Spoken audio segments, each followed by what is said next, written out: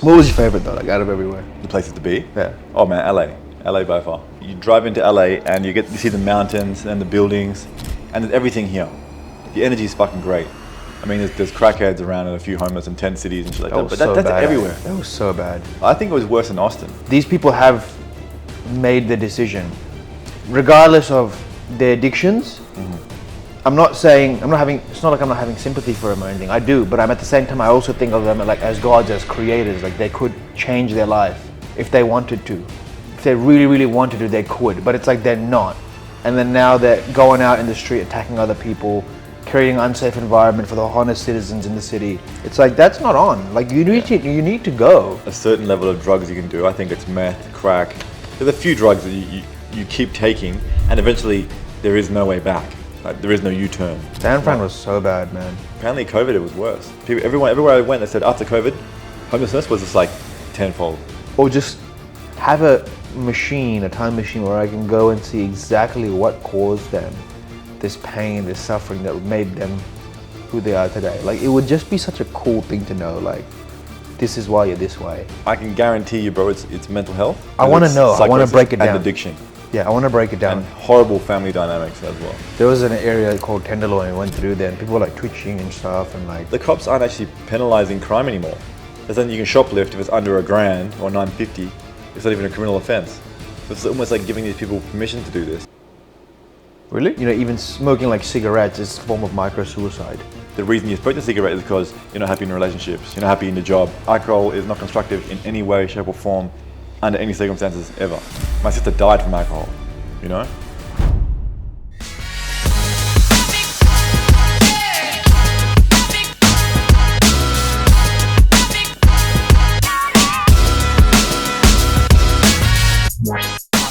Yeah, so how did you find the trip so far? Yeah, pretty good. Yeah? I think I've appreciated LA the most, man. The food is fucking fantastic, bro. Whole Foods, steak, mutton chops. Mutton chops. We didn't have mutton chops. What do you mean? We never had mutton chops. Of course, mutton chops are sideburns, bro. What do you mean? Mutton chops are sideburns, like Wolverine, that's mutton chops. You talk about food, bro, and you're like, mutton chops, like... It's a joke, but you believed it. No, I didn't. We never had mutton chops. I'm telling the viewers that we never had mutton chops. Of course. You can't eat mutton chops. You can. There's actually something called mutton chops. There's not, bro. I swear to God. It's a fucking beard style. No, bro. Mutton chops. You Google it. It's a type of meat. It's pork chops, bro. No, mutton. Mutton is a. Okay. It comes from sheep. Mutton chops. Yeah. Let's have a look. All right. Type it in. That's where the term mutton chops came from. I guess I was wrong. You were wrong. But look, in my defense, bro, you go Google images. I know what you mean by mutton chops. Google images, like, look, there's one image of lamb and there's like 10 of a man's face. Okay. Yeah, 80%. Bro, you're talking about food and you're gonna say mutton chops, like. So, that's all I was saying. I was trying to be a joke, you know. I was trying to make it humorous. What was your favorite though, like out of everywhere? The places to be? Yeah. Oh man, LA. LA by far. LA, yeah. Yeah, 100%. Why? Man, it's just beautiful, bro. You drive into LA and you see the mountains and the buildings and there's everything here. The energy is fucking great. I mean, there's crackheads around and a few homeless in tent cities and shit like that, but that's everywhere. That was so bad. I think it was worse in Austin. You reckon? Now, there's more tents in LA, but the homeless in LA are quite nice. Like, remember today the guy walked past and he was like, "Excuse me, sir, could I have $1?" You're like, "No." He's like, "Oh, okay." Keep walking. In Austin, they're just like... Yeah, Austin was like... The guy threw a bottle at me. Yeah. I was gonna bash that guy, dude. No, there's no need, man. Like, like you're riding your scooter, you're having fun, and then like, you know, he just throws his bottle at you, like, and you could have fallen off really badly. And I was like, dude, I should have just like flag kicked him. The bottle was empty and it was crushed. So it was like... Yeah, but it's still like you nearly fell off, and then you disappeared. I didn't nearly fall off at all. It literally just... All I see is like go over the hill. But we're going 20 km an hour on the scooter. Like, you were going, why did you stop? My battery died. Oh, fair enough. My battery died. I was planning to go back and get him. I was like, nah, man, screw this guy. Like, I don't care if he's homeless or not, but like... It's not about that, man. But like, if you look at his, like, there's a saying there in the Bible. It's like, "Revenge is mine, saith the Lord." Yeah. And I look at that as in like, the universal laws that govern everything. Like, I don't have to worry about delivering karma to that guy because he's living his karma every day. You know what I mean? Being angry, homeless. Maybe I was just karma, like one of these, you know, like Well, we are tools of the universe, but at the same time, like, we are our own punishments. You know what I mean? Like, there's nothing I can do to him to make his life any worse. If for me to give him Sure, if you went and any clocked him, energy I'm sure or if you went and attention, clocked him in the face, his life would be a bit worse. I think my hand would be a lot worse. Yeah, but he'd be worse Should too. have fucking gurning jaw for 20 years on crack, you know? Yeah. Anyway, man, Nah, it was just annoying. Like it was annoying because we were just like chilling and having a good time, and then like it just attacks you. And it's like there's kids on that street, there's other parents on that street, and you got this one guy who's going around and just attacking like random guys, you know? Like, and I just found that disgusting. I was like, realistically, these people have made the decision, regardless of their addictions. Mm-hmm. I'm not saying it's not like I'm not having sympathy for them or anything. I do, but I'm at the same time I also think of them like as gods, as creators. Like they could change their life if they wanted to. If they really, really wanted to, they could. But it's like they're not. And then now they're going out in the street attacking other people, creating an unsafe environment for the honest citizens in the city. It's like that's not on. Like you need to go. But like they're not governing themselves. They need to be governed. Like, there's a certain point from a certain level of drugs you can do. I think it's meth, crack. There's a few drugs that you keep taking, and eventually there is no way back. Like there is no U-turn. You know, there's so much damage that's been done that you'll never be 100% again. You know, whether that's like psychosis or whether it's just damaging your brain cells so much. Why should that be the problem of other people then? Like It shouldn't be. Like these people should be fucking put away, like either in like a minimum security prison, or potential like homeless shelters or rehab centers, but it shouldn't be voluntary. I think if you're homeless, you reckon they shouldn't be allowed to roam the streets? Look, I mean, if you're homeless due to circumstances like financial or things are happening, there should be places you can go to before this happens. Like there's state housing or government housing or programs you can get into. But at the moment in America, especially, like if you go broke, you're done. Like you could be homeless, you know. And then when you're on the streets, maybe you're just like, you know, well, I'll have a drink, you know, I'll have a drug. Or it just gets worse and worse and worse. So like, it's a systematic problem. San Fran was so bad, man. Apparently, COVID, it was worse. Everywhere I went, they said after COVID, homelessness was just like tenfold. Yeah, there was an area called Tenderloin. We went through there, and people were like twitching and stuff, and like Tenderloin, yeah, that was Tenderloin. fucked. Like it was, and then there was actual people there. There was like this really tall black guy. He was like, I'm not even like stereotyping. Like he was there, and he was a lookout, and there was another black guy in front of him, and he was in broad daylight selling crack. Yeah, we saw it. Yeah, we saw it. He opened the bag and he's passing it over, and you can tell he's not really on crack. Like his eyes look away. He's watching his surroundings. His posture's all right. Like, and he's selling it, and I'm like, this is broad daylight, man. And there's like a good suburb like 1 block away. It's fucked. But the cops aren't actually penalising crime anymore. They're saying you can shoplift if it's under $1,000 or $950. It's not even a criminal offence.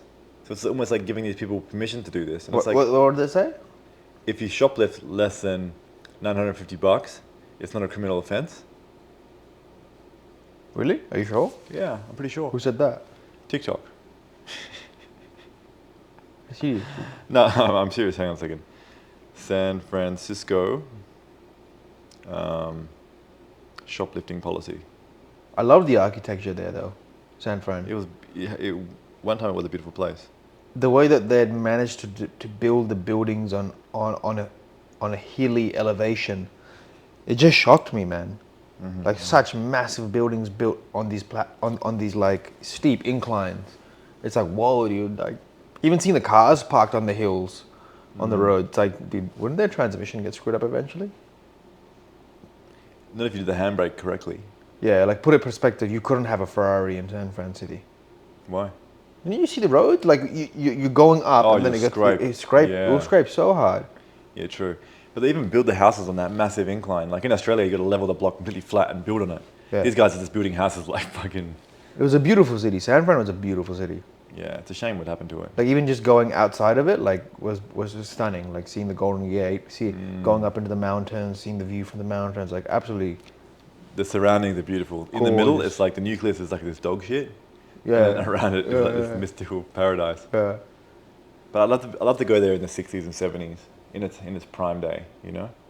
I just wonder what I would love to speak to a homeless person, just like or just have a time machine where I can go and see exactly what caused them this pain, this suffering that made them who they are today. Like, it would just be such a cool thing to know, like, this is why you're this way. I need to get one on the documentary, man. Well, dude, I've worked with people who have been homeless. With No. mental health issues. I want them to be like homeless. Like, they haven't returned. You know what I mean? Like, Yeah. Well, look, man, I can guarantee you, bro, it's mental health. I want to know. I want to break it down. And addiction. Yeah, I want to break it down. And horrible family dynamics as well. Not in all cases, but in most cases, yeah. We'll get one in Perth when we go. We'll find a homeless guy, pay him a couple $100. Make sure we feed him, get him a haircut after though, like because for the film. Let's chat to him first. Obviously first, yeah. I mean, I'm not gonna just go take him and be like, give him all this prep, and then like just really give him a platform to speak. Maybe he speaks to other homeless people, inspires them, and I'd like to chat to some in America, but apparently they'll stab you. yeah. Well, that's what one of the producers here was saying that don't talk to the homeless here. They'll fuck you up. Like, Yeah. they look pretty aggressive, man. Like, in Australia, you can talk to them a little bit. I have talked to homeless people. I give them money and chatted to them and learn more about their circumstances. But Yeah, Australia, they're here actually in America, just I genuinely look at them, homeless. man. I'm like, these guys don't look right. Yeah, They look fucked. in America, they generally look cracked and iced out. Like, in Australia, they're different. They're like, all right, you can still communicate with them. You can reason with them. Be like, hey, man, go over there. Or like, hey, Yeah. can you stay over here? Or let me get you something. He's like, what do you want? I want a burger. Like, over here, it's like, they're not there, man. It'd be cool to see what's going on in their mind, like, swap bodies. Well, I saw one guy today, man. He was like walking in the street like this, and he had like 2 pairs of pants, like a cape around his back. He's just like staring into the coin thing where you pay for parking, and he's like singing a song, and he's like, he just fucking wanders like through the streets, and I'm like, this guy's out of his fucking mind. Like, I've never seen Damn, someone bro. so cooked. It's kind of it makes me. It's kind of scary too, though, that you can go that far into the void, into the unknown, and into the depths of destruction that you just don't know, or you cannot assimilate with society anymore. You can't. You're like, I want to see where he is. It's almost like, it reminds me of like a very powerful psychedelic experience that I had, where you almost feel like you've lost your mind. Do you know what I mean? But there's still order going on. It's not like you're doing heroin or crack or like some really bad psychedelic. It's like you're in a shamanic setting, you're in a safe setting, but it shows you that in order to really regain your mind, you have to lose your mind in a way, but not in that sense there. That's like something else. Like, so I can kind of visualize like how it would be for these people, because, dude, we're such a complex being, man. But you can realize that in like a snapshot in a psychedelic experience is a very small amount of time. And it's in a safe, structured space. Yeah, and you're not doing any damage to your brain. Yeah. But imagine like, let's say, an accumulation of like 5 or 10 years of Just crack, demoralization, heroin, hopelessness. trauma. No, like, I mean, imagine like, let's say this, for example. Imagine your family's in turmoil, really bad shit, maybe being abused or gone through some stuff, and you start doing drugs, and then all your friends start to get jobs and get married and all this sort of stuff, and you're sort of hanging around, and then you just realize that something's wrong with me. I can't keep up with the world. You start losing hope. You start doing heavier and heavier drugs. And then at one point in time, you just kind of give up. Like, fuck it. I don't want a house, I don't want a car, I don't want kids, I don't want relationships, I don't want anything. I just want drugs. No, it's just like, I just don't want to exist. I don't want to conform. I don't want to do anything. Like, they don't even have any, it's just like a completely withdrawal from complete reality. And all that's left is like some kind of drug or some kind of narcotic. And once you go down that road, it's just like, they don't care about tomorrow or the next day or anything else. It's always just about this, they're almost like in the moment, in a sense, like just this moment is all that matters. But it's like completely and utterly non-constructive, destructive. You know? Like a hideous moment. Yeah, like, how can I invest in this filthy moment? But completely unconscious and completely just, they just want to, I think they want to kill themselves, but they don't have the balls to do it. You reckon? 100%. Oh, like, I do agree that, even smoking like cigarettes is a form of micro-suicide. Every time you smoke a cigarette, you know it's bad for you, it's got bad chemicals, it's killing you at a certain degree.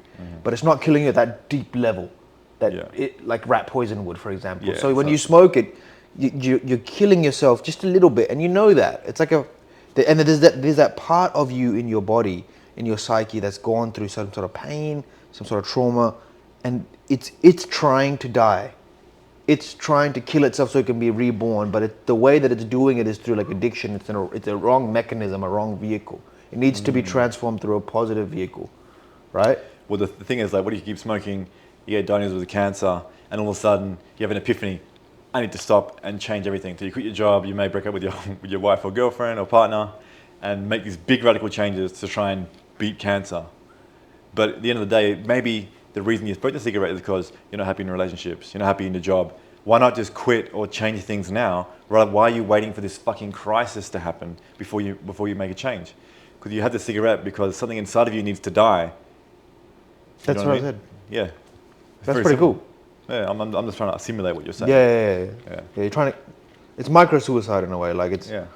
I think that goes with all addictions in a way. Like alcohol addictions. Like if you if you want to have a drink every now and then here and there, wine, trying like that's cool. That's no problem at all. Like enjoy it, go out, have a tequila, have a martini. But like if you're addicted, if you get to that point where it's destroying you and you know it, it's destroying your relationships. It's not constructive in any way. At that point, I feel like you're every day you continue that behavior. You're trying to kill a part of yourself. But can I ask you a question? Is any form of poison, even a little bit, constructive in any way? Oh yeah, 100%. I could argue that alcohol is not constructive in any way, shape, or form, under any circumstances ever. Alcohol? Yeah. Why? Because why do you have alcohol for? Why not? Take the edge off, like alter feels your good, consciousness a this bit. and that. Yeah, but like you can do that anyway by changing your state of being, like with your posture, with who you're hanging out with, things that you're doing, breathing, yoga, this, that. Alcohol's easy, it's there, right? That's the thing. But if it's like if there's an alluring temptation or there's addiction in your family or there's a risk to it, why play with the devil? You know what I mean? Why dance with the devil when you don't need to? Look, I'm just saying it's one form of argument. Yeah, no, I mean, I held a debate between two guys, and they were debating. One was debating alcohol's good for you, the other one was saying alcohol's not good for you. Mm-hmm. They had some interesting points, but at the same time, it's like, all right, man. Like, if people want to do it, they do it. Like, cool. I don't care, really, to be honest. Yeah. Well, I think you gotta know who you are, because some people blur the line. Like, my sister died from alcohol. You know, Brooke. Oh no shit. She died from alcohol-induced psychosis, and then alcohol-induced health issues, and then anyway. But now my sister at the moment, she'll drink, and just because her partner drinks or her other friends drink, and then it might be like a drink on the weekends to a lot of drinks on the weekends to drinking after work, and it's just like it. As the days and the months and the weeks and the years go by, it's just more alcohol, more. And it's just like, just because you can resist the devil doesn't mean you should entertain the devil. No, I get it. It's so easy, especially when you're around friends and you're around certain environments, and you finished a long day of work and they're drinking and you don't want to drink, but then you're gonna get caught up in their energy. You're gonna get caught up in that collective mindset of let's do it. Culture. Yeah, and I think it's cool to just be able to say no. Like, oh man, I don't drink. Like, I don't want to drink. And eventually you realize, okay, if you can get onto the same level as them without drinking. Like yesterday, I genuinely felt drunk when we were chilling with Daniel. Yeah.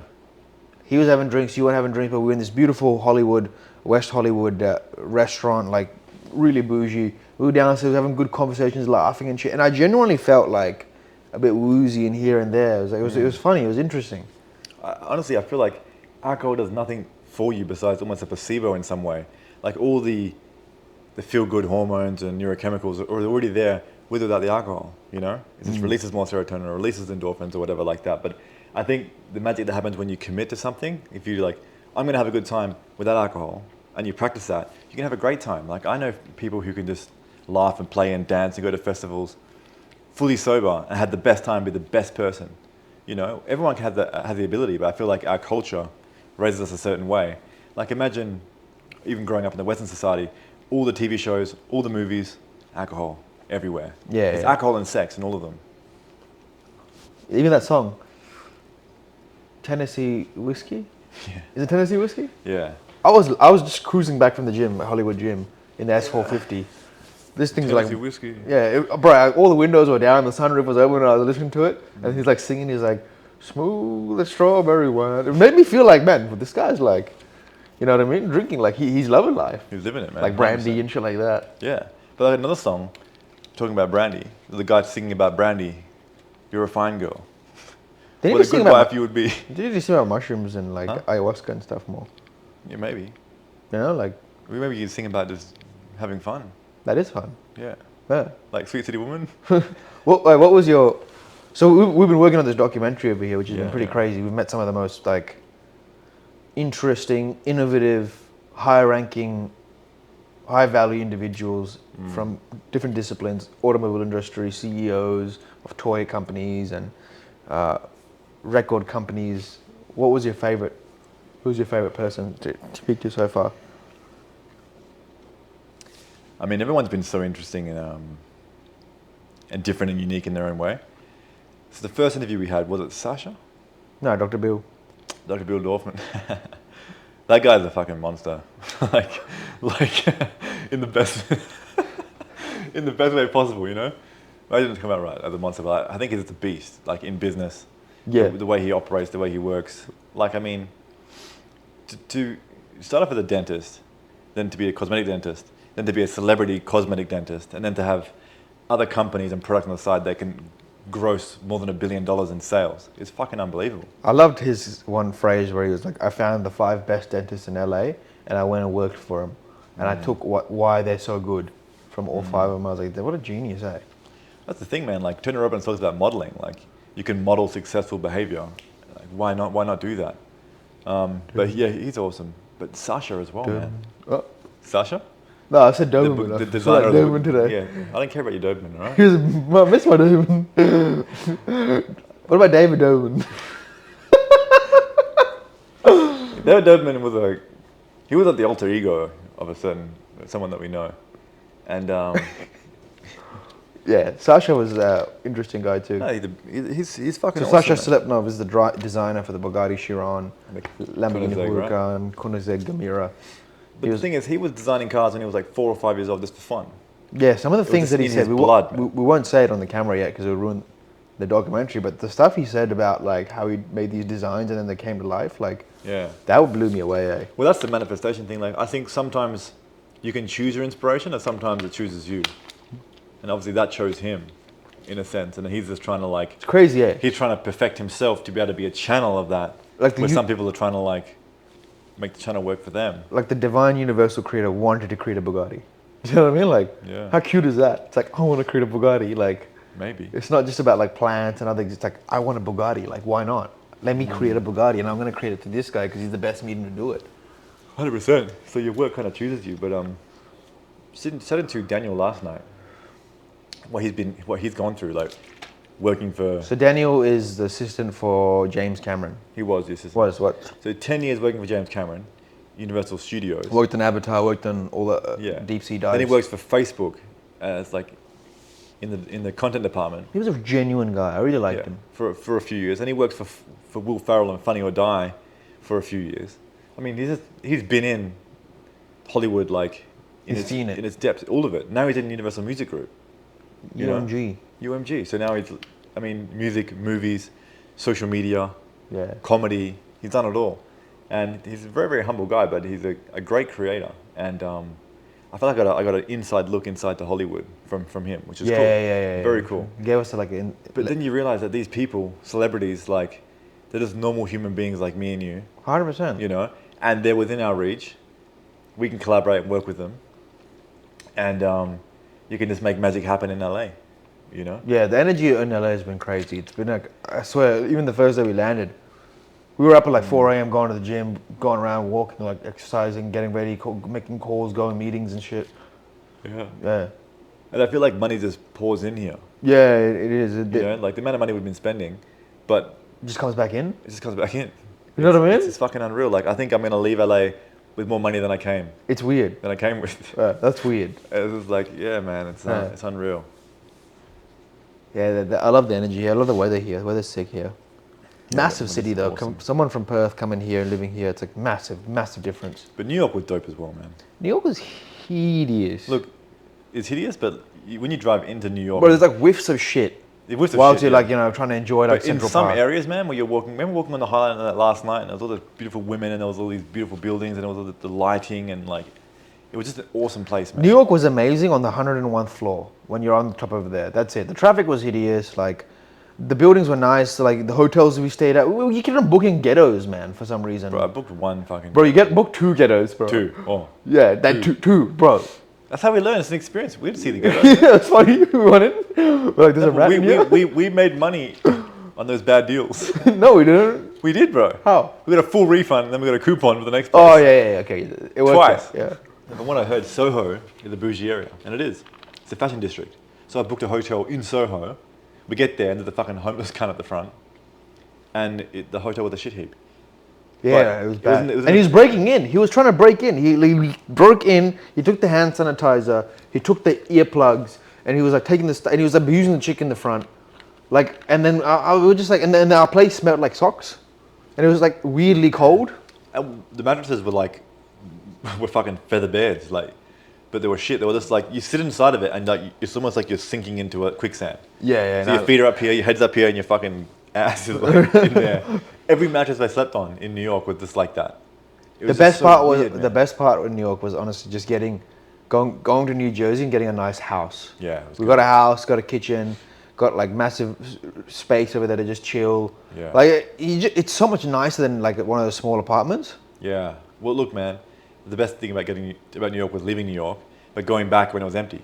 So when we were driving around at like 1 a.m., we got to see the Bull, we got to see Wall Street, Oh, yeah. got to see the 9/11 Memorial. No one there, no lines, no Yeah. nothing. So we just- that was fantastic. Yeah. I like the fact that we got the Jeep, just drop the top, you know, The roof off, yeah. they take the roof off, drive around. But honestly, America feels like different countries everywhere, man. It does. Like North Carolina. North Carolina is beautiful, bro. Like Yeah. seeing Darren, founder of CEO of Beast Philanthropy. Beast Philanthropy by Mr. Beast. He was so nice, dude. He's a good man. Such a good guy, man. Yeah, when he was telling us, he was like, hey, look, I can give Tony Robbins a call right now for you guys and see if he's home. And I was like, unbelievable. Like, you know what I mean? Yeah. That was just like, whoa. We'll get Tony Robbins. Tony Robbins will be next. I'm not worried, but like, just having that moment of like, holy shit, like, we're one phone call away from Tony Robbins is unreal, man. Yeah. To be able to speak to him or even be able to offer him a spot in the documentary is like a dream, you know? Yeah, Tony Robbins will be sick. It's next level. And then Him and his big head. other people were offering other names, you know what I mean? Like, it's unreal. Like, what Daniel was talking about connecting us to, I think it's Mike Andre, who runs Funny or Die. He's a massive comedian who works directly for Will Ferrell. Yeah. And that's like, we're going to go meet these people. That's completely unreal. This is the part of the whole documentary is we're manifesting it, or it's coming through us. Do you know what I mean? Like it wants to be born onto this planet, and it's not going to stop. Yeah, man, 100%. Well, I think people need to know. I think the biggest thing that makes people become homeless or addicted or demoralized or traumatized or not successful or give up on their dreams or whatever it is, the number one thing I believe is hopelessness. Look, they keep watching the news, they see all the negative things, the wars, the economy, the recession, the this, the that, which has always been the same story. You go and watch any movie from back in the day or any newspaper, you're going to hear bad things about the economy or bad things about this, and it's always there. But when people see that, they're kind of like, oh shit, they have this fear. I better work this job and please the man and stay safe and not go too big or not dream too big, or, you know. I think it's because they've lost belief in themselves, or they've lost belief in the system. Yeah. But losing belief in the system is not about the system, it's about you.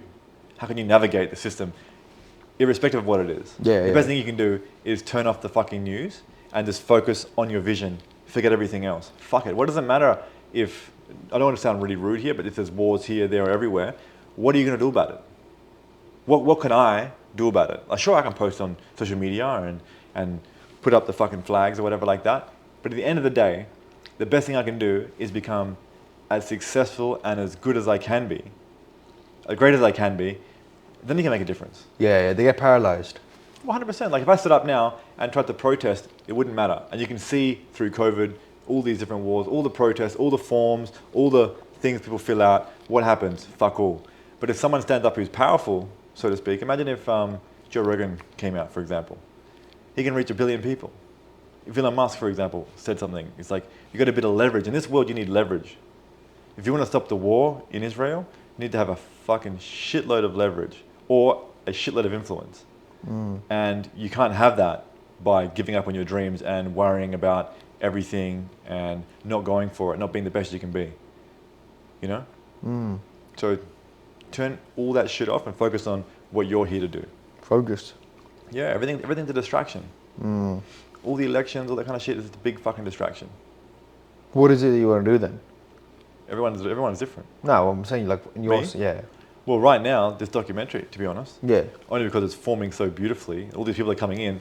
And then you've obviously started this incredible project, but imagine being able to bring out the final result and actually show people from the average man on the street to Elon Musk, Joe Rogan, Tony Robbins, to all these guys in the middle about how they've brought their thoughts into reality. It's going to crush it, bro. No documentary's going to come close to it. But that's going to give people hope. Like, holy shit, that's how it's done. It's not just like, it's not some mystical, weird, like spiritual occult practice. It was not some grind and hustle and butt kissing and brown nosing either. It's like just a very practical system of creators. Of creation. Whether you're designing a car or you're creating content or you're making a movie or anything. It's just like, these are the steps that you follow that make things happen. Like these guys who are the CEOs of these huge game companies like Atari or whatever, like they've had to go through some shit. He was so funny, eh? Who Nolan Bushnell. He was, man. His the tactics that he'd play? Yeah. Like those guys are really fucking smart. Like don't get me wrong. Yeah. Really fucking smart. Guns. Yeah. Honestly, being around them made me feel more like I was starting to see life as more of as a predator, like seeing like, all right, you want something, get it. Yeah.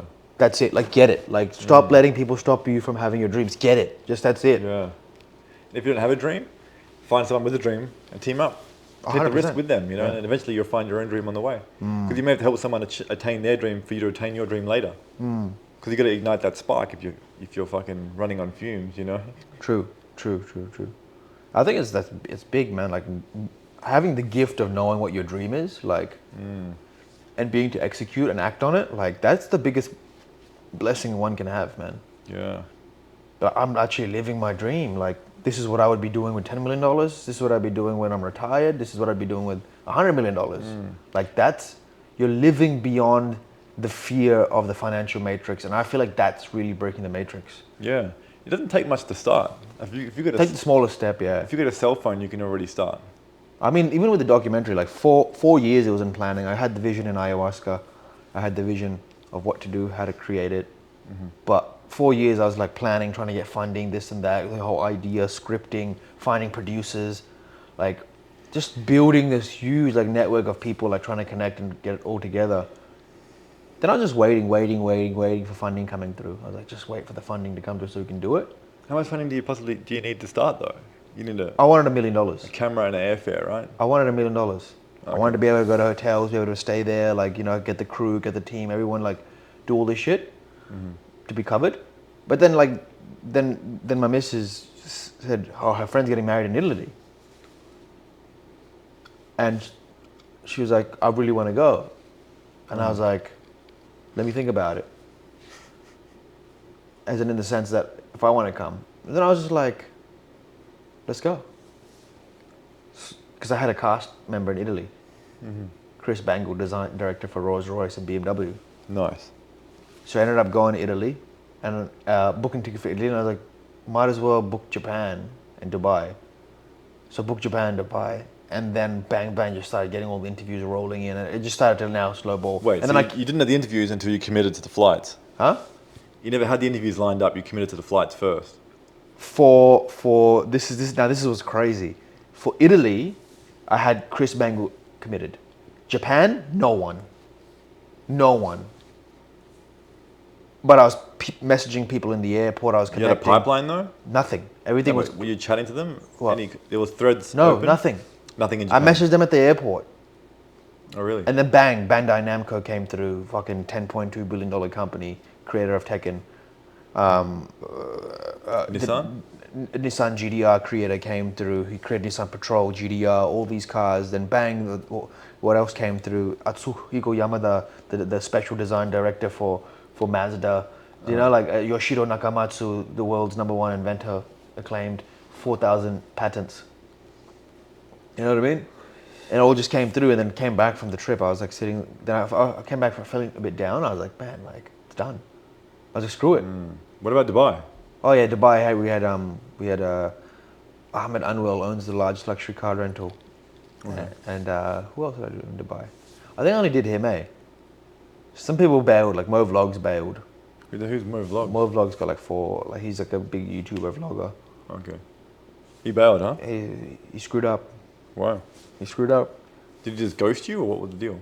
Yeah, well, his manager just didn't reply, so he sorry, he went on a yacht party. I'm like, all right, that's fine. Okay. Want to play with me, huh? That and then sucks. then it came back from that whole trip, and then I was just in bed literally like a week after in bed, and I was like, gonna go. I was planning to do like America like later in December. I was like, screw it. I booked that night. I booked America. Nice.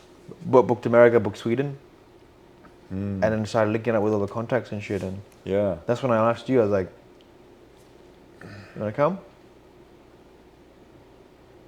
Then you came, Yeah. Perfect. and here you are. Now the trip's finishing. Yeah, I think we'll be back soon, though, man. 100%. We've got some really insane names that are going to be potentially lined up for this. So I'm pretty pumped. It was cool going to Tesla. Wow, that was so funny, eh? Yeah. Tesla was a city. Tesla was a city.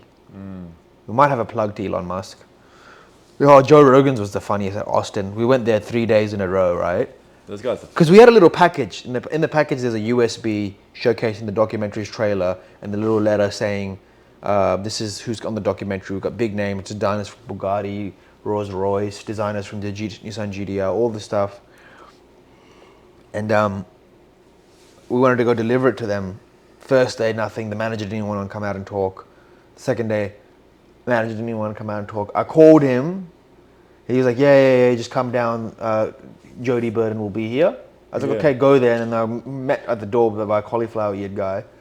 And I'm like, dude, like he said he'd come down and have a chat with him. He's like, no chats with him, man. Like he doesn't want to chat. Like he's seen it. Or no, he's not seen it. He's like, he's not going to share You gotta anything. send an email. You gotta send an email. I was like, I sent an email, man. Like, but he told me to come down. Please, let me just share it to him. He's like, no, man, it doesn't work that way. There's a process, a protocol.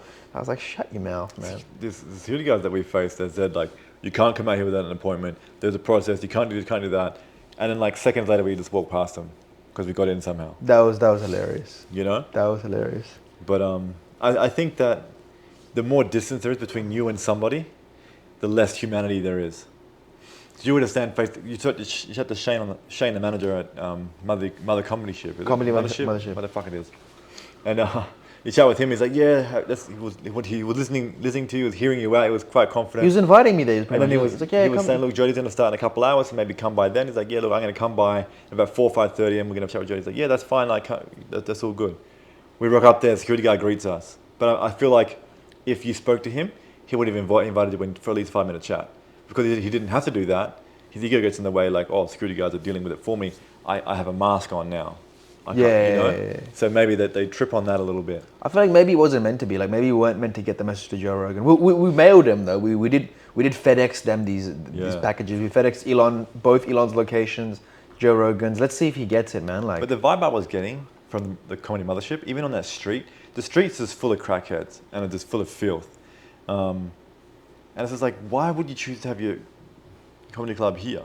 I understand it's the center of Austin, but it's a creepy I think vibe. Austin's got a good young community, and like LA is too polluted with all these other venues. LA is like Austin's like young, it's growing, it's cool, like, you know, it's in its own way. It seems Minus okay. the crackheads and all the homeless, it was beautiful. Like I liked it. Like it was very. The suburbs are beautiful. The houses are nice. Yeah. People seem very nice there, but like the city was just like, it's just a shame. Like seeing all those crackheads there. Like, what the fuck are they doing? Like, Yeah, I wish we could help them, eh? I think they're beyond help. Most of them, man. They all looked very fucking. Maybe they don't want help. If they really wanted it, they would get it. But yeah, I think it's going to be a wild one coming up with all the potential names that we might have on, and what it's becoming and what it's turning into. Like, and the team's formulating too. So like, I'm hell glad to have you on the team too as assistant director. Awesome. Coming on and like fucking helping out with this shit. Yeah. Yeah. Sick, man. And you got a few other people on board as well. Yeah. Names are coming on board. It's going to be a powerful few one. Nah, it's cool meeting people and going to the place of business, going into their homes, and seeing how they live in different parts of the world. You know, 'cause a lot of these people who are, you know, like the designers or CEOs or business people, whatever, like they have other things going on as well. They got like families and friends or side projects or friends that they refer us They're to that we go and humans, see. like, yeah. And it's just like, it's amazing seeing that insight into their lives. Sweet, man. Well, I'm heading off to Sweden tomorrow, and you're back to Perth or Melbourne. Going to Melbourne, yeah. I'll catch up with you in Melbourne. Yeah. Oh, I'll catch up with you in Perth, bro. Yeah, pretty Perth, man. Yeah. And then we'll have to rebook coming back. Done. All right. You left me hanging. Yeah, Gronk. Never, man.